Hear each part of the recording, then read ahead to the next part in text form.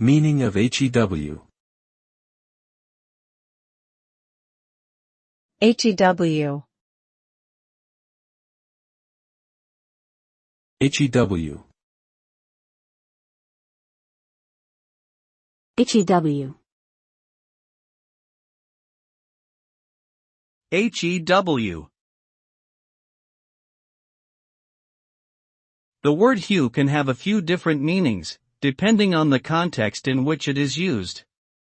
One of the more common definitions of this word is to cut or shape something using a sharp instrument such as an axe or a chisel. This can be used in reference to cutting down trees or carving stone, for example. Another possible meaning of HEW is to adhere or conform to a particular standard or rule. Overall, hew is a verb that generally refers to shaping or following a specific path or guideline using force or precision.